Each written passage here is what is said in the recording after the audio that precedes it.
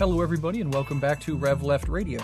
On today's episode, I have back on the show Massimo Pigliucci from our episode a year or two back on stoicism, which was very well received by our audience. We have him back on to talk about his newest book, The Quest for Character, a book really centered on virtue ethics and stoicism, and it's a wonderful text.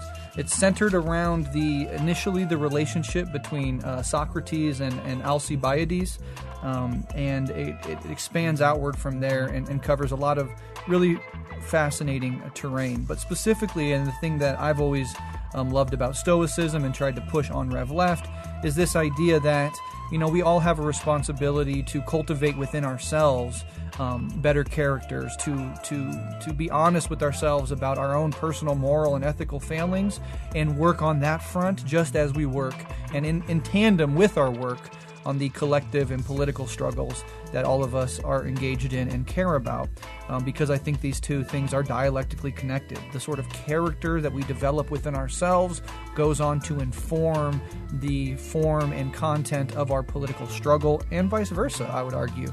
And so we really cannot dismiss either side of this coin, and I'm always here to try to remind people of that other side of the coin, because we all understand the importance of political struggle, of class struggle, of resistance, but sometimes I think the work that we should do on ourselves, the responsibility to others we have to work on ourselves, can sometimes get overlooked, and I couldn't ask for a better guest to discuss this stuff with. And as always, if you like what we do here at Rev Left Radio, you can join us on Patreon, patreon.com/Rev Left Radio. At the moment, you get access to bonus monthly episode, as well as our entire back catalog on Patreon, which I think is hundreds of episodes at this point. But also importantly, starting in 2023, we are seriously considering tripling our Patreon output per month. So instead of one episode, you could get 3, maybe 4 Patreon exclusive episodes to really give back to those people who support us financially. And also, if you like Rev Left Radio and you don't know about our 2 sister podcasts, Guerrilla History and Red Menace, I would definitely urge you to go check them out. Subscribe to them on your preferred podcast app. When you search for Guerrilla History, it is Guerrilla with 2 R's and 2 L's, just so you know. Some people make that mistake and can't find us.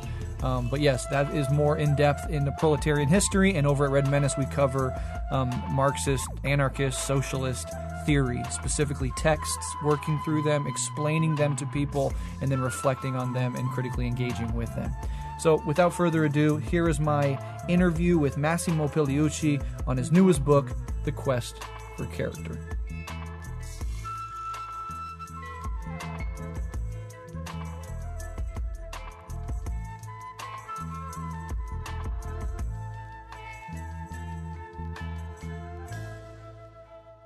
Hello, I am Massimo Pigliucci, the K.D. Irani Professor of Philosophy at the City College of New York. Yes, and welcome back on the show, Massimo. Longtime Rev Left listeners might remember you from our Stoicism episode, which was very well received. I think I still get messages about people really liking that episode, and it's really great to have you back. Today we're going to be talking about your newest book, The Quest for Character, what the story of Socrates and Alcibiades, how do you pronounce that? Alcibiades teaches us about our search for good leaders. So I guess the first question I would ask you for today is, what made you want to write this book, and what questions were you sort of seeking to address with it? Well, the original idea for the book came out of the fact that I'm just fascinated with the figure of Alcibiades. I mean, the guy was incredible. He was impossibly handsome, uber rich, dashing, brave. You know, he had it all, basically, of great family, you know, descendant and all that sort of stuff. And he was also a friend as well as a student of Socrates. So how could you not be interested in a guy like this? And in fact, his life was incredibly interesting, fascinating. And I'm surprised that nobody has made a movie out of the life of Alcibiades yet. However, besides the interest in Alcibiades as a character and his relationship with Socrates, what really makes the book, I think, that the fundamental core of the book is the question of how should ethics and politics relate to each other. What is the relationship between ethics and politics? Should politicians be virtuous, ethical and all that sort of stuff? Or should they be Machiavellian? Should they just be pragmatic and go for whatever, whatever accomplishes their goals, the ends justifying the means and that sort of stuff? So that's the basic question that informs the book. Absolutely. And in many ways, this is a book sort of from the position within moral philosophy called virtue ethics. Can you kind of just tell us what virtue ethics are as a realm of ethical philosophy and how it sort of differs from other popular positions within ethics like consequentialism or utilitarianism, etc.? Yeah, you just mentioned the three major schools of moral philosophy. There are others, but those are the big ones. So Kantian style deontology means duty-based ethics, is the idea that ethics is about rules.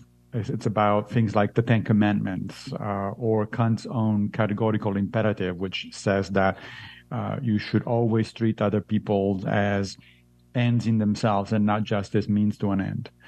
The second major school is utilitarianism, which says essentially that whatever is good or moral is what increases most people's happiness or decreases most people's pains.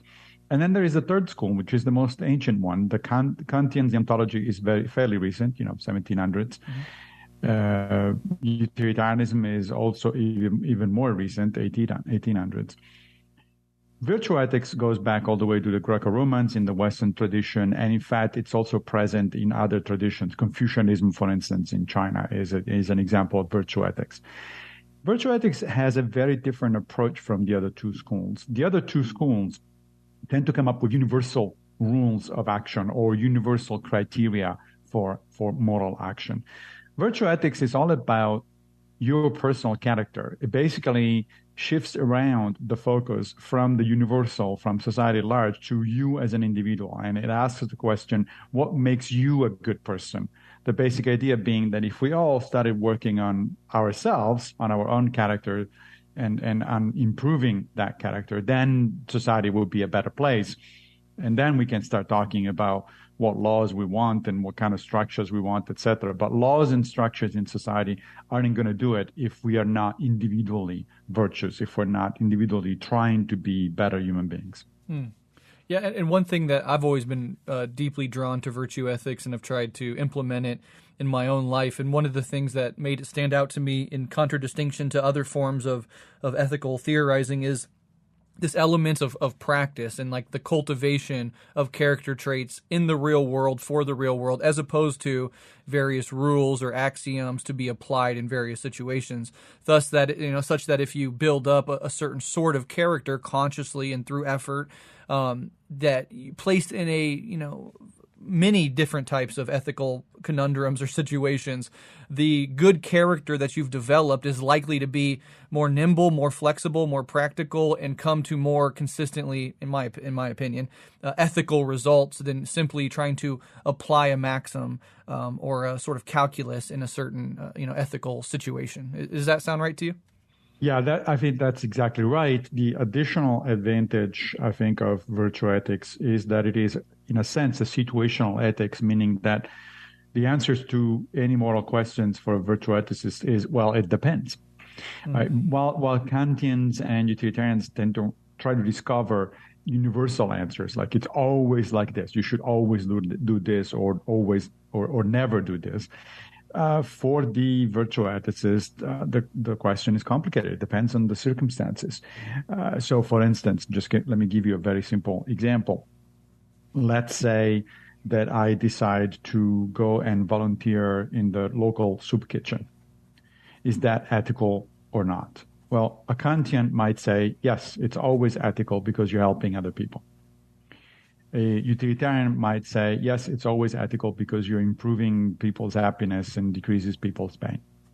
A virtue ethicist would say, well, why are you doing this? So it would ask about your motivations. And if it turns out that your motivations are altruistic, you really want to help other people, then the action is virtuous.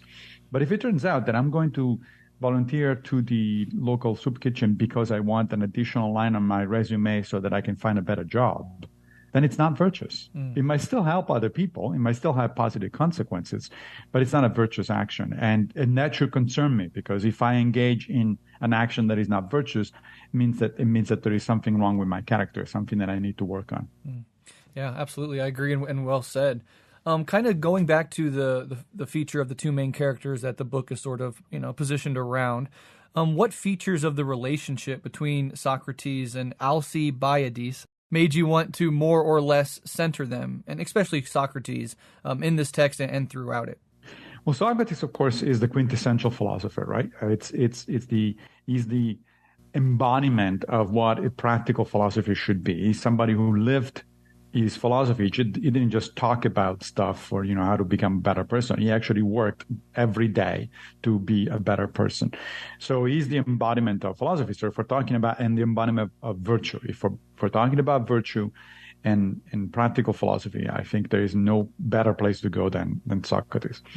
Alcibiades, by contrast, was someone who had, as I said, a lot of things going on for him in his life, but unfortunately was also into self-aggrandizing. He was a narcissist. He was kind of, the opposite in a sense of Socrates. And yet the two were friends. And in fact, Alcibiades was also Socrates' student. So at the beginning of the second chapter in the book, there is a important meeting between Alcibiades and Socrates, where Alcibiades is young. He's in his 20s, early 20s. And Socrates is in middle age. He's in his 40s. And Alcibiades goes to Socrates and says, look, I want to introduce myself to the Athenians because I want to become a leader. I want to become a statesman. I want to become somebody who brings good to our country. And Socrates says, all right, so let's talk about this. And essentially what follows is a job interview where Socrates asks Alcibiades, so how would you go about, doing good for the city? And of course, it turns out very quickly that Alcibiades' interest is not really in helping Athens and the Athenians, is in self-aggrandizing, is in making himself look good. And at some point, therefore, Socrates stops in the middle of this interview and says, and I'm quoting, "Then, alas, Alcibiades, what a condition you suffer from. I hesitate to name it, but it must be said. You are wedded to stupidity, best of men, of the extreme sort, as the argument accuses you and you accuse yourself. So this is why you are leaping into the affairs of the city before you've been educated." Ouch. So this is your friend and mentor who says, don't do it because you're stupid. Now, the word stupidity here, it's actually not the best translation. The original word in Greek, although it's the common translation, which is why I used it. But the original word in Greek is amatia, which I think translates better as unwisdom. So it's not that Alcibiades is stupid in the normal sense of the term. He's not an idiot. He knows he's actually an intelligent young man, but he lacks wisdom. And Socrates says if somebody lacks wisdom, and he noticed that he says that not only Alcibiades lacks wisdom, but a lot of other people who think that they want to be politicians and statesmen are in the same, share the same predicament. If you lack wisdom, then you're going to be disastrous for the city. You shouldn't do it because this is going to turn into a disaster. And of course, Socrates was right. Alcibiades naturally ignores Socrates' suggestion, advice. He goes and it does become a leader. He becomes a general during the Peloponnesian War, and it is a complete disaster. I mean, at the end, Athens loses the war in part because of Alcibiades' actions, and Alcibiades dies several years later, hunted by the Athenians, the Spartans, and the Persians. I mean, he made an enemy of everybody, basically. So it's a tragic story in a sense, but it's a story about character or lack thereof in this particular case, in the case of Alcibiades. Yeah, fascinating. What time, just for some people out there that might not know the historical period that we're talking about, can you just kind of tell us what more or less time frame we're talking about with these figures? Yeah, we're talking about the second half of the 5th century BCE, and the Peloponnesian War was the defining moment in the history of Greece or classical Greece. This was a conflict between the two major superpowers, so to speak, of the time, Athens and Sparta. And initially the war went very well for the Athenians, and then there was a bunch of reversals. Of course, this thing lasted for 30 years. It's described by Thucydides in his famous book, The History of the Peloponnesian War. And Alcibiades, as I said, was a major character. So was Socrates. I mean, most people don't realize that Socrates actually fought into 3 battles during the Peloponnesian War with distinction. I mean, apparently, even though we think of Socrates as, the ugly philosopher with a pot belly and, who spends his time just, hanging around young people and talking about philosophy and annoying people with his questions. In fact, Socrates in his 40s was a warrior, and he actually saved Alcibiades' life at one point by, Alcibiades had fallen down from his horse and was surrounded by enemies, and Socrates just steps in the middle of the action, puts down his shield, and takes his spear and just stays there, just holds his ground. And he's so fearsome looking that the Spartans just go away, just avoid it, and he saves Alcibiades' life. Wow. So that's the kind of time period and events that we're talking about. Yeah, utterly fascinating. Definitely a period of history that I'm interested in, but have very little sort of knowledge of and haven't really dove into. But I plan to correct that in the near future. Sort of moving on, and this is something that you highlight early on in the text, is these cardinal virtues, and then you go into like 6 cross-cultural virtues that sort of hold through time and space and cultural differences. So what are the, I think, 4 cardinal virtues and the 6 cross-cultural virtues? And can you kind of explain each one for us as you go through them? Sure. So the Greco-Romans, beginning with Plato, recognize 4 fundamental or cardinal virtues, and these are practical wisdom, courage, justice, and temperance. Practical wisdom is knowledge of what is really good and what is not good. So in other words, it's your moral compass. It tells you what kinds of things you should be doing and what kinds of things you should not be doing. Courage is not just physical courage, is the courage to do the right thing, even though it may cost you. Justice is the notion that you should be treating other people fairly and with respect, as you would want to be treated yourself. And temperance is the idea that you want to do things in right measure, neither too much nor too little.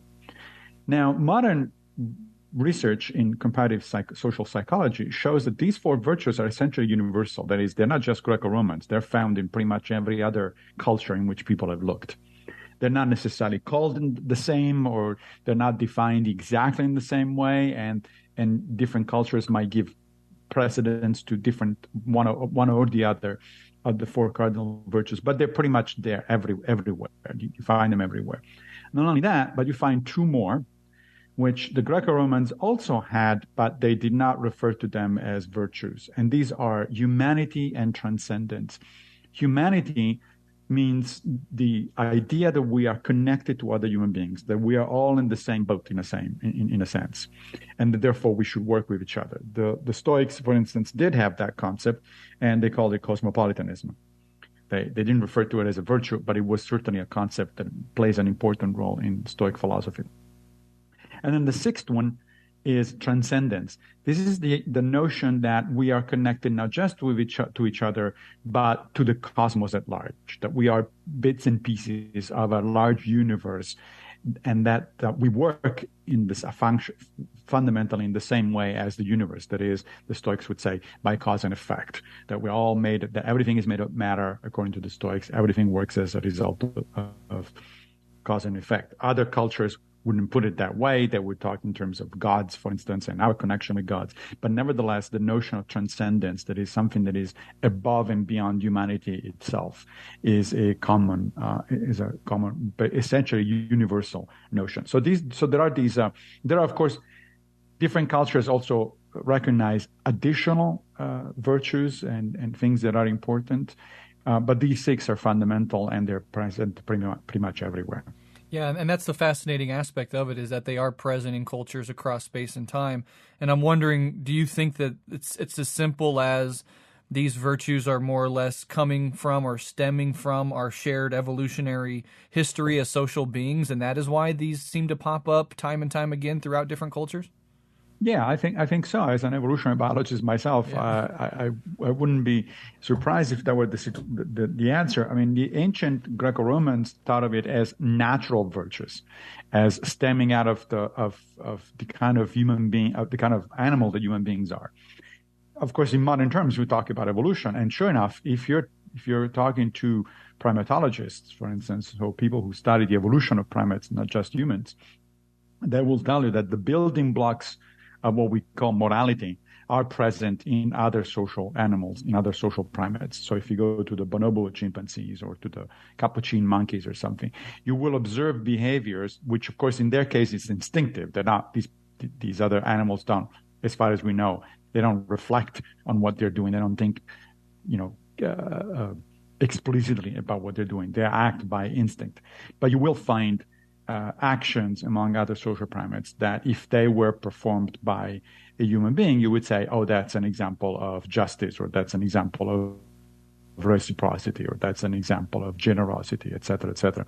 So the virtues, in a sense, in some form or another, appears to be an instinctive part of the instinctive repertoire of social animals. And it makes sense. I mean, if we didn't have that kind of character traits, which are essentially cooperative character traits, right? Pro-social cooperative character traits, then you just wouldn't have a society.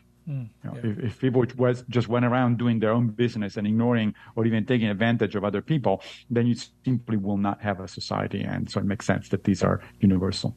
Yeah, and even if they're there in our evolutionary history, of course, our ability to reason and be rational helps us to refine those things into, these cardinal virtues and these things that we can reflect on and refine within ourselves. But it does bring up the interesting question, and this is kind of an aside just because you are an evolutionary biologist, so I kind of want to bounce this off of you, is, I always kind of wonder of all the multitudinous possibilities with regards to alien life in the cosmos.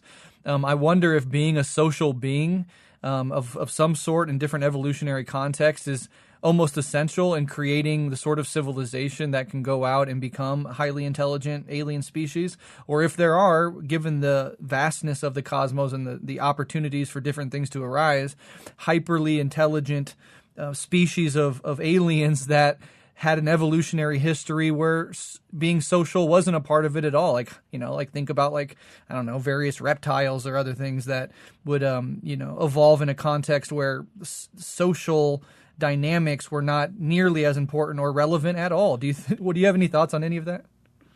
Well, it's a great question. Of course, since we have essentially literally no data on alien civilizations, I got a little bit of hesitant in trying to even speculate.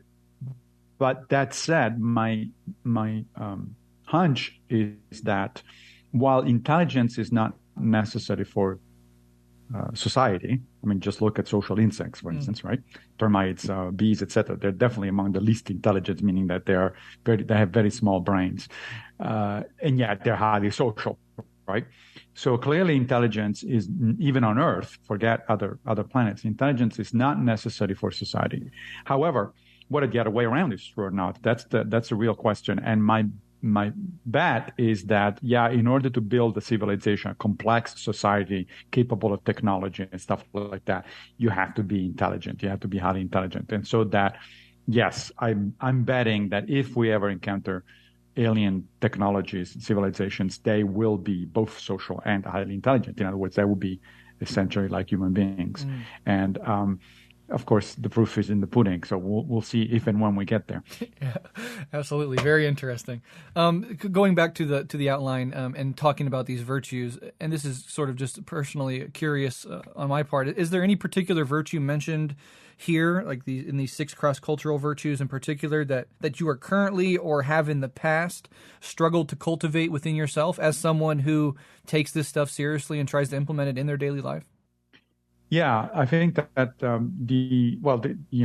you always have trouble because unless you're a sage, you're always imperfectly, practicing the virtues. But the one that usually a lot of people, including myself, have trouble with is temperance.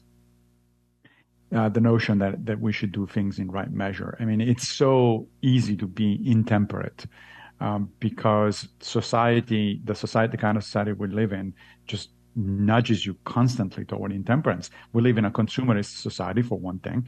So we are constantly bombarded by messages that tell us that we're going to be happy only if we buy stuff. If we have one more computer, one more car, a larger house, one more iPhone, or whatever you mentioned, another vacation or anything. So it's difficult to be temperate because in order to be temperate, you really have to go against society at large. And of course, conversely, I would argue that's exactly why temperance is so important as a virtue, precisely because it helps you stem the tide in society. It's difficult to be temperate when you're on social media, for instance. Even when you engage with the best of your intentions, you say, I'm here to learn and to contribute to societal discussion. Immediately, you're going to have some jerk that is going to just pull your strings, and eventually you're going to get angry, and you're going to overreact. Which is, by the way, why I completely quit social media some time ago. It's like, sorry, this is just not. I don't see any good or enough good. I should say that's not true. That there is no good. Any technology has the potential for some good, but there is mostly not good stuff coming out of it. So sometimes the best way to resist temptation is simply to avoid it altogether. So temperance is one of those things. It's difficult not to get angry or upset about things, either at a personal level in your personal life or in society at large. And yet that is why Socrates and Musonius Rufus, who was one of the major Stoic teachers of the first century, both say that temperance is fundamental as a virtue. It's arguably more important than the other ones, because if you're not temperate, then you have no hope. Yeah. If you don't practice temperance, then the other ones are just not going to follow. Definitely. Yeah, I completely relate to that as well, and that would probably be the one I would pick for myself as well. And to your point about social media, I really agree with you wholeheartedly, and I see more and more, I don't like the sort of person who I am on Twitter. I don't like the part of me that it's so consistently pulls out, it makes me angry. It makes me, want to get or makes me in a mind state of anger and rage and just outrage. And of course, that's the point, and it keeps a lot of people on there. But I just can't even go on there anymore without, feeling that nastiness dawn upon me. So I try to stay off as much as possible. Yep, I hear you. So let's go ahead and move on, because we were talking about these virtues, and then there's this question of being able to cultivate them, right? There's one thing if people are just born with certain virtues or without them, but of course that's not the case. And in virtue ethics, it's really premised on this idea that you can actually consciously cultivate these elements of your character. And I always think, and I think this is echoed throughout this text, the famous Marx quote that philosophers have hitherto interpreted the world, whereas the point is to change it, and really placing that emphasis on putting theory into practice, which virtue ethics does as well. So with all of that said, how can we consciously cultivate a virtuous character through theory and practice? And what are some ways in which not to cultivate them, or i.e., ways in which it doesn't actually work?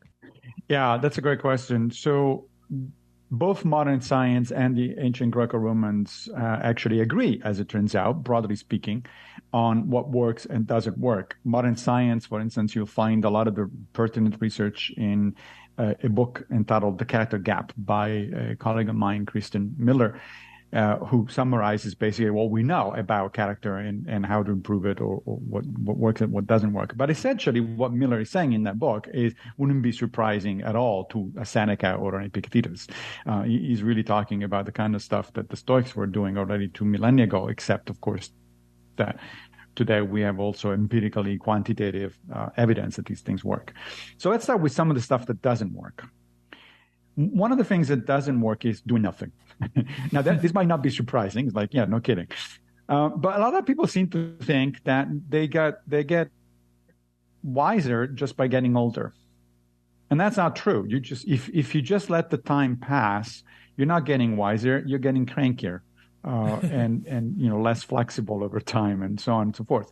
What makes you wiser is not just age per se or experience per se, but mindful, critical reflection about those experiences, right? So engaging with your experiences, learning from your experiences in an active fashion, that is what makes you, in fact, wise. So while doing nothing doesn't work, doing things like reflecting on a regular basis. So, for instance, one of the things that the ancient Stoics were doing was what we would today call philosophical journaling.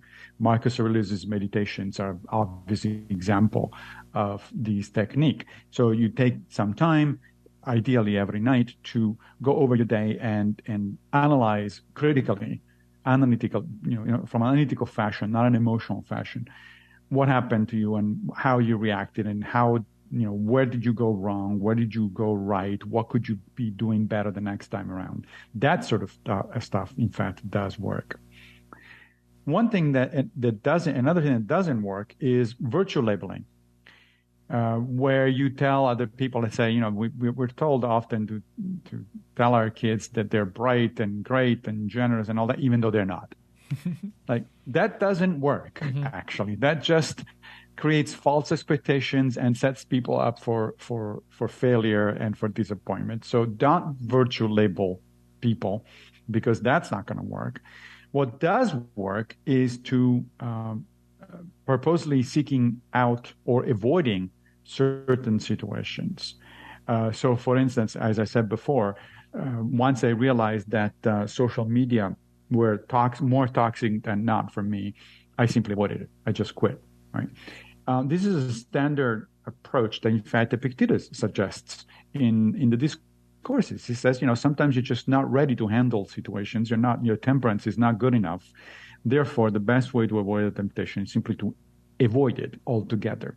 This is something the modern psychologists would tell you works very well. Let's say, for instance, that you have a sweet tooth and you're trying to work on it. And so what do? Instead of buying ice cream, let's say, putting in your refrigerator and then telling yourself that you're going to use it in a temperate fashion, only have a taste once in a while, just don't buy it at all. Skip the entire aisle of the supermarket where there is ice cream so that you don't even see it. What is the difference? If you bring the ice cream at home, now you're actually actively putting yourself under the constant temptation of opening the refrigerator. So you have to resist the temptation literally every minute that you're home. And that's difficult. You'll be able to do it for some of the times, but not all the times. On the other hand, if you make the decision to simply skip the supermarket aisle, that means that all you have to do is to make that decision once a week when you go grocery shopping. But that's it. You're done. Now, if you crave ice cream in the middle of the night, the bar is very high. It takes a lot of energy because now you have to get dressed and then you have to get out to the supermarket, find one that is open, and then finally get the ice cream. So you're making it more difficult for yourself to do it. And that is a major way in which you actually improve your situation.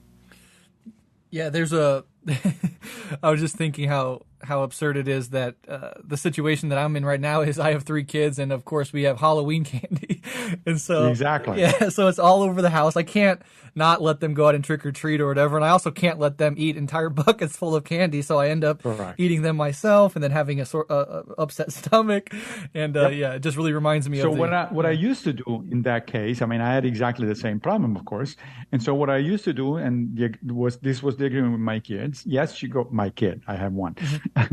And so, yes, let's go out. You get the candies. Then you have those candies around the house for, the following day. And then on Monday morning, I'll bring them home. I'll bring them to work and I'll just give it to my colleagues.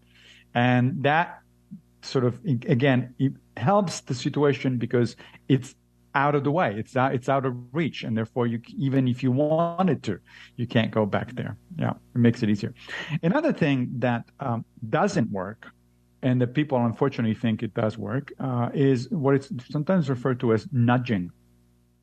So nudging, you may be familiar with examples of this because it's getting pretty popular because psychologists have been working on this thing quite a bit. So, for instance, let's say that the company you work with wants you to opt into a retirement plan. Instead of asking you whether you want to opt in, they opt you in by default so that you have to file paperwork if you want to opt out. Right? That's called nudging. And it's basically make it easier for you to do certain things and more difficult for you to do the opposite of those things.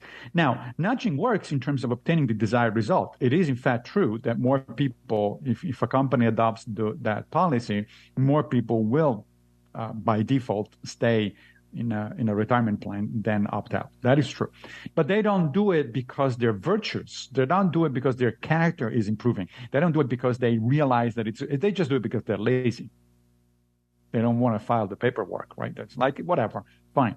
So it works in terms of obtaining the desired result, the external result, but it doesn't work in terms of modifying your character. What does work is adopting, on the other hand, a role model, which is, again, one of those things that the ancient Stoics did all the time. So adopting a role model works like this. You pick somebody you admire. This could be somebody you know and is close to you, like, say, your grandmother, or somebody you don't know, but you don't know personally, but you admire and who is alive today, or even a fictional character. I mean, the ancient Stoics often went for Odysseus or Hercules. And the notion is that every time you do something, you're about to make a choice, you ask yourself, what would my role model do? And then you try to pattern your behavior accordingly. There's very good empirical evidence that this thing works, that if people get into the habit of asking themselves, what would Socrates do? Or what would Epictetus do? Or what would my grandmother do? Or what would Spider-Man do under those conditions? Then they actually do tend to act more ethically.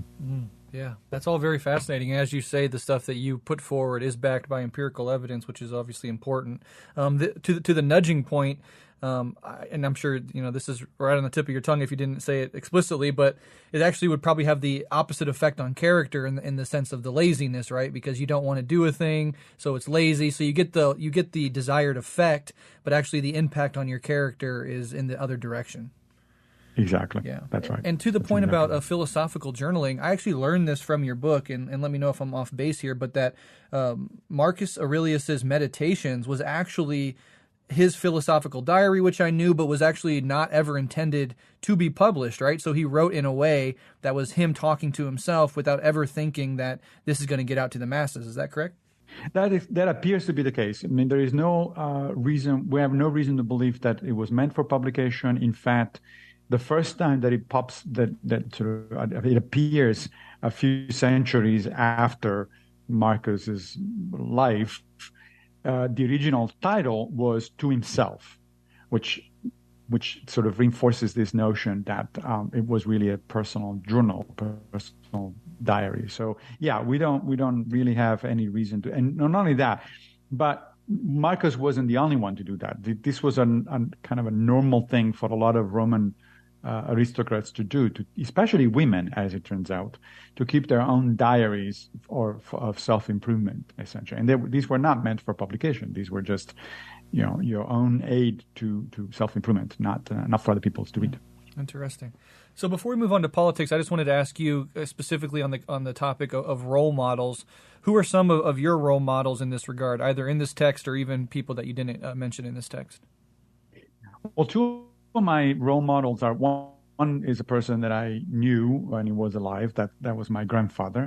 I grew up with my grandparents, and my grandfather was just one of the most fair, best people that I've ever met. So often I think of him and I say, so what would he do? What would he do under these kind of circumstances? The other one is somebody who did exist, but I never met, unfortunately, and that's Epictetus, the Stoic, the first century Stoic, early second century Stoic philosopher. Epictetus literally changed my life when I came across his writings originally. Well, technically, he didn't write anything. It was one of his students who put together what we today call the Discourses and the Enchiridion, the manual for a good life. But let's, to a first approximation, it's his writings. And Epictetus really just spoke to me very clearly. I just heard the click at the back of my mind. It's like, wow, this guy is amazing. He has a sense of humor bordering on sarcasm, which I appreciate. He's a no-nonsense. He tells you exactly what he thinks, and he's pretty blunt about the advice that he gives to his students. A colleague of mine once said that he imagines Epictetus like Rocky's coach from the movies. Yeah. And if you remember Rocky's coach, he's like that. He starts yelling at you very bluntly. It's like, no, you think you're doing the right thing, but here it is. That's why you're wrong. And if you don't do the right thing, too bad for you. That kind of thing. So I think of Epictetus that way. And sometimes I do need not a pep talk, but a blunt reminder of the fact that you could do better. You could do better. Absolutely, yeah, wonderful. Well, let's go ahead and move into the section on politics. Obviously, it's a big part of this, the whole purpose of this book. And oftentimes in politics, personal development and individual virtues get kind of treated as irrelevant, especially in comparison to outward collective political struggle and changing structures of injustice and tyranny, etc. So, what is the connection between virtue ethics and political struggle, particularly on the left, as that is our audience?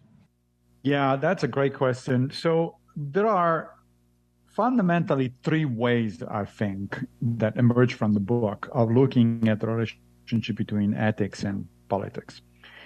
One is the Socratic view. So Socrates basically says to Alcibiades, but not only to Alcibiades, as I explain in the book, he actually went around advising a number of other people, fellows named Charmides and Glaucon and Euthydemus, whether to go into politics or not. And so basically, Socrates saw himself as somebody who was in the business of assessing people's characters and then giving advice. It's like, no, you don't have what it takes, or yes, you have what it takes. But for Socrates, the fundamental thing is character. If you're not virtuous, if you don't work on your virtue, you really should stay away from politics. Now, the exact opposite of that position is discussed later on in the book, in chapter 7 to be precise, and that's what today is called realpolitik or Machiavellianism, right? So political realism. So this is the notion that no, the ends justifies the means. The people who are in charge of our society shouldn't be constrained too much by ethics and nice things like virtue. They should really get the job done, whatever the job is, however it needs to get done. So these are kind of the opposite extremes in a sense, right? So on the one hand, somewhat idealistic view of the relationship between ethics and politics. That's Socrates, who incidentally never went into politics himself. And at the opposite extreme, you have the hardcore realism of a Machiavelli, which then influenced modern statesmen like, for instance, Kissinger, among others. Now, is there somewhere in between? And I think there is. And I mentioned that near the beginning of chapter 6 in the book. That in middle case is represented by the Roman advocate, philosopher, and statesman Marcus Tullius Cicero, who lived near the end of the Roman Republic, so the 1st century BCE. Cicero was a philosopher. He was Socrates was one of his role models, so he was certainly convinced that virtue has to play a role in politics. In fact, Cicero is such an advocate of virtue that Machiavelli, later on during the Renaissance, when he wrote The Prince, actually took Cicero as his opponent. He's responding to Cicero. But Cicero was also an actual politician, unlike Socrates. Right? He was actually somebody who really was in the Roman Senate. He became consul, which was the highest political charge in Rome. So he knew what he was talking about, what it takes every day to actually get things done, right? And so he was pragmatic. So what he did was he was trying to strike a compromise between, on the one hand, yes, keeping your principles and acting according to your philosophy in the long run, but also compromising on a day-to-day basis, because otherwise you risk not getting anything done. And in fact, he summarizes this attitude beautifully, I think, in a letter that he wrote to his lifelong friend Atticus, where Cicero is complaining about Cato the Younger. Cato the Younger was a Stoic senator, mm-hmm. And it's very well known. He's mentioned by Seneca a number of times, for instance. But Cato was so well known in terms of integrity and character that when somebody in Rome was doing something not right, and people would point it out to him, he might say, "Well, not everybody can be a Cato." Right? So Cato was such a high standard of honesty and character integrity that people will refer to him that way. However, here's what Cicero writes about Cato to his friend Atticus. He says, "As for our friend Cato, you do not love him more than I do. But after all, with the very best intentions and the most absolute honesty, he sometimes does harm to the Republic. He speaks and votes as though he were in the Republic of Plato, not in the scum of Romulus." Right? I love this turn of phrase. The Republic of Plato here represents, utopia. And the scum of Romulus, Romulus being the legendary founder of Rome, represents the reality, right? It's in the reality we live in the chess pool, basically, not in the ideal republic. And so you have to act accordingly. Now you were asking me, what should modern people who are interested and active in politics in contemporary times, especially left-wing such as myself, because full disclosure, I do consider myself a somewhat progressive, liberal, whatever label you want to use. Mm-hmm. Well, I think that we should follow Cicero's advice, and I think that we have not of recent.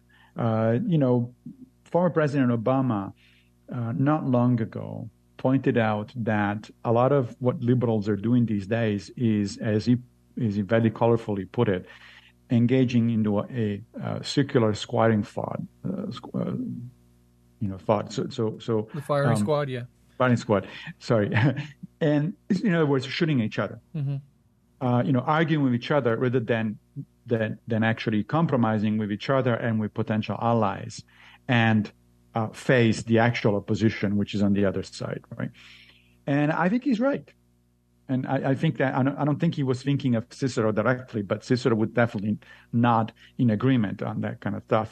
Cicero did compromise with people who were not necessarily to his liking, and with whom he actually disagrees sometimes fairly strongly in ideological terms. But he also realized that that's the nature of politics. If you actually want to go and get things done, you have to compromise. And there is a little bit too much cultivation of, or even a cult of purity, I think, in the current, in certain quarters of the current left. I mean, it's hard to generalize, of course, because there are plenty of exceptions.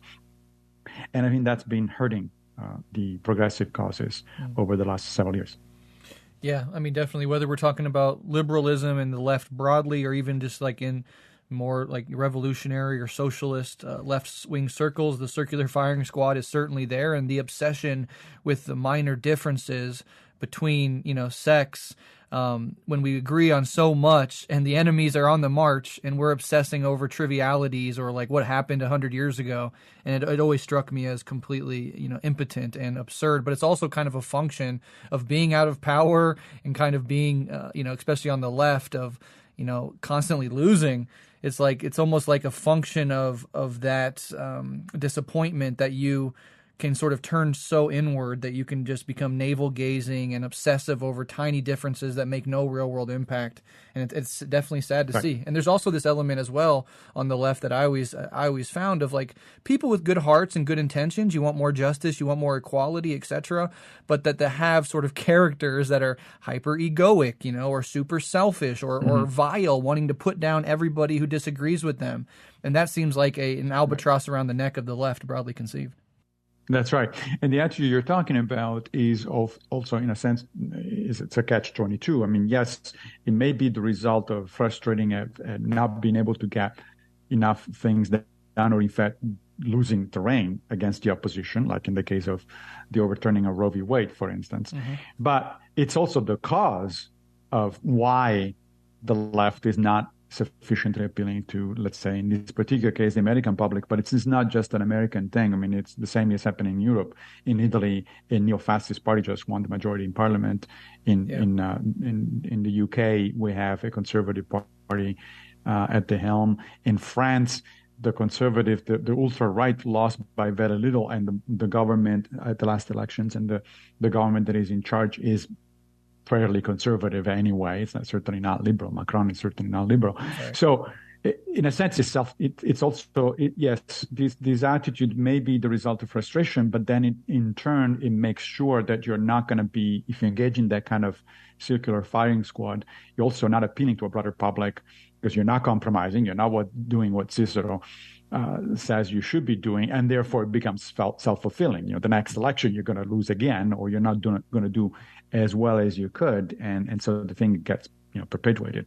Yeah. Now I know you're Italian and you spent a lot of time in Italy. What are your thoughts on the recent Italian election and the new leader there? Well, it's certainly a big step backwards, although it's not unexpected. I mean, the right has been in the wings for some time. I think it's temporary. I think eventually Italy will swing back to at least some kind of center-left government. We'll see. I mean, that's obviously an empirical question, so it's always difficult to predict the future. I don't agree with people who see this as, the first step toward a dictatorship or actual fascism or anything. I don't think it's going there. I don't think the cultural and political situation is such that that kind of stuff is going to happen. Of course, I could be wrong, but I don't think it's going to happen. So I'm not too worried. I do consider it a step back, but I'm not exceedingly worried about what's happening right now in Italy.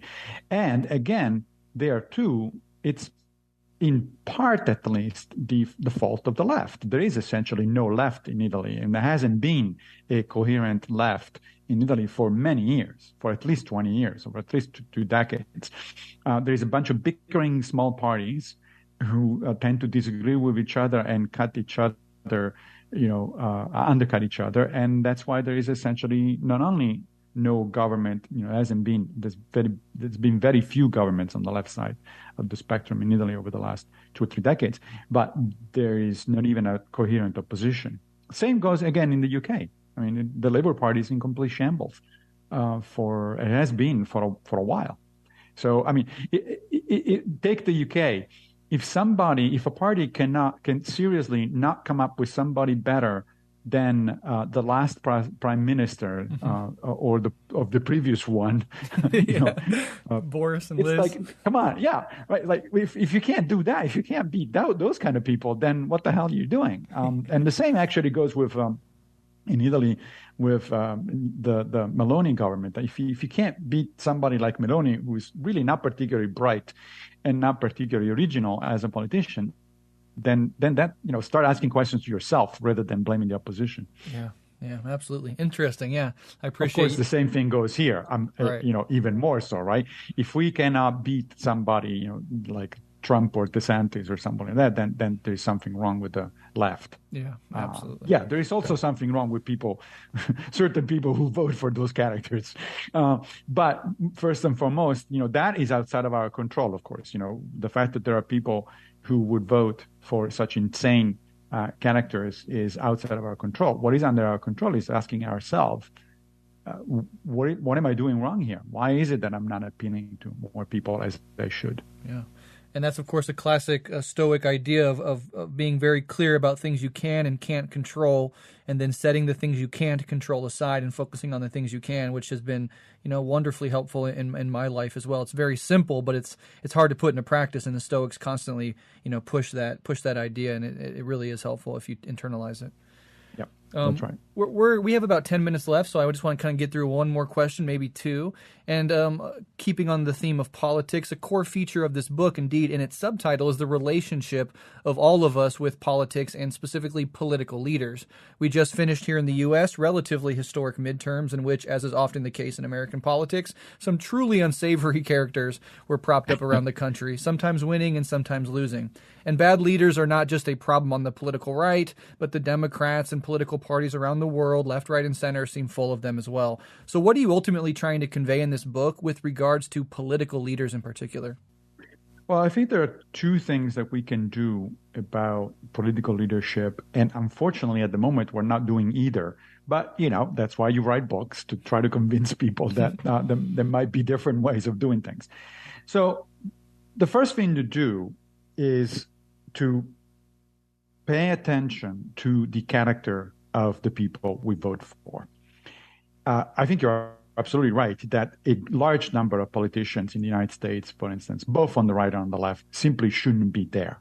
They're just not the kinds of people we should want to consider even for elected office. But guess who is at fault here? We live in a more or less in a democracy, kind of, right? Yeah.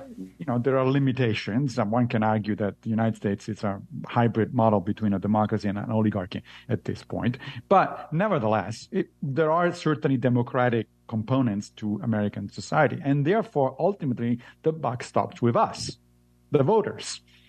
It's easy to come, we got into this thing where, especially on social media, again, it's so easy to complain about, I can't believe that idiot. I can't believe that people are, well, what are you doing? What are you paying attention to? How is it that these people keep getting voted in, even though they're obviously, I would think, any thinking person would agree that these are obviously not qualified.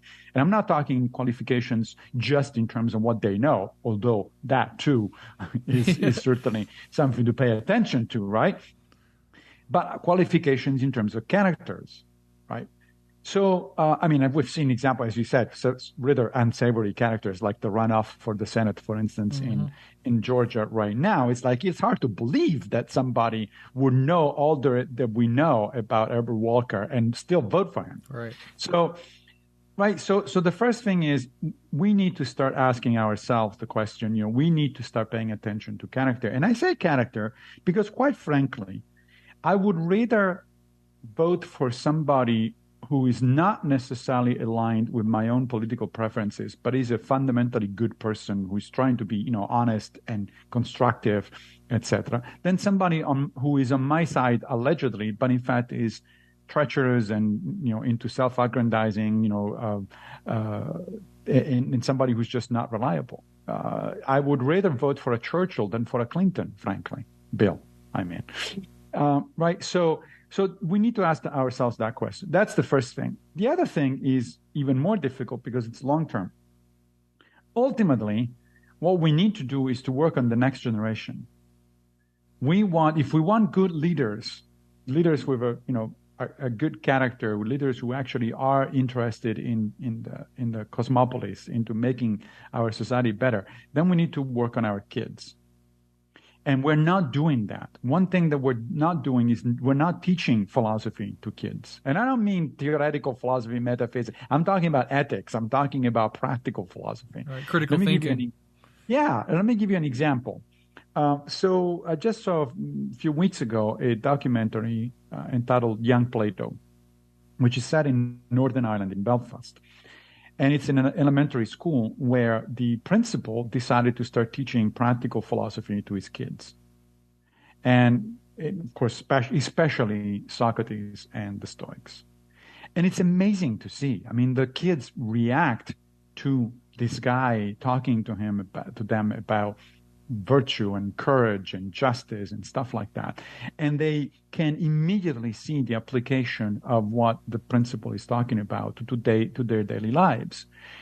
These people, these kids are subject to bullying, for instance. Of course, it's Belfast, so there is a history of societal violence in which these kids grow up. And yet you can see their light bulbs going on camera, and you see these kids say, oh, wow, if I start acting this way, then things are going to get better. But that sort of approach is so unusual that we have to make a documentary out of it. Instead, this should be the norm. What that principal has been doing in an elementary school in Belfast should be done in every elementary school in the world, and then in every middle school in the world, and in every high school in the world. And yet we're not doing it. We say that we care about our kids, and we say that we care about our next generation. We say that we care about education, and then we don't know crap about it. We don't do crap about it. So those are the two things that we need to do, I think. First of all, ask ourselves, why the hell do I keep voting for people who obviously do not have a good character? And second of all, why the hell am I not teaching my kids about character? Right. Yeah, absolutely. I try to do it with my children, and I'm actually working right now to see if it's possible, if I can eventually become a high school teacher in order to try and do some of these things that you're mentioning, trying to help kids as they're developing. Yeah, thank you. We'll see where it goes. But I also really like this idea, and I think it's important to keep in mind of like when we look at somebody like Trump and we're repulsed, we're disgusted, we like, how could anybody vote for him? I think there is something humbling in the realization that there is a little Trump in all of us. There's a little malignant narcissist in all of us. And if you really want to fight the Trumps of the world, you're not going to be able to go out into the real world and stop him, but you can uproot that part of yourself. And there's this beautiful, I think it comes from Viktor Frankl in Man's Search for Meaning, where he says the line that divides good and evil cuts straight through the heart of every human being. And that's something I think that's very much in line with virtue ethics in general and the sort of stuff that you've been saying throughout this episode and in this text. So I want to be respectful of your time. So I'm gonna wrap it up here, although you and I could talk for many more hours, and I always enjoy speaking to you. But is there any recommendations for further resources, particularly in helping people begin to actively engage in these sorts of practices instead of merely theorizing about them? I know in the last chapter you even have created a resource yourself. So can you talk about that and then just let people know where they can find your book? Yes, thank you. Well, the book can be found, of course, everywhere there are books to be found, online or in person. Yeah, the last chapter of the book of the Quest for Character, which, by the way, in the UK is actually known with a different title, How to Be Good. I don't know why. Publishers do what they do with the titles. But anyway, the last chapter in the book does include a kind of a personalized curriculum, essentially, for studying and improving your character. So that's certainly one resource to go. Another one, if you don't mind, plugging one of my other books, is something that I wrote a few years ago with my friend Greg Lopez, a handbook for new Stoics. That one is entirely about exercises, essentially. There's a little bit of theory of, about Greco-Roman philosophy and Stoicism in particular, but mostly it's about exercises that are organized according to the famous three disciplines of Epictetus, but that in fact can be practiced by anybody who thinks that they have a specific problem. Let's say your problem is anger management, then we have 3 or 4 exercises about anger. If the problem is, on the other hand, generosity, then there's or political involvement. There's a couple of exercises about political involvement. So Stoicism in particular, I think Greco-Roman philosophy in general, but Stoicism in particular is a very practical philosophy. And at this point, there's a large number of resources out there. The Handbook for New Stoics, I think, is pretty unique in the sense that it's devoted exclusively, entirely to practice. But you can pick up anything by Don Robertson or William Irvine or John Sellers or a number of other authors, and you will certainly find very practical suggestions. Or, of course, you could go to the source and pick up, for instance, How to Be Free by the University of Princeton University Press, which is Anthony Long's translation of Epictetus's Enchiridion. And you can just pick that book, and that's going to give you a very good beginning on how to practice Stoicism and Greco-Roman philosophy. Absolutely. And where can they find the Quest for Character? Quest for Character can be found on all the major online or physical retailers, or everywhere books are sold. And if people are interested, on the other hand, in some of my other writings, podcasts, videos, and all that sort of stuff, then they can go to massimopigliucci.org. Wonderful. I'll link to that in the show notes, and it's also on Audible as well, and it has a pretty good narration as well, so I'd recommend that. Yep.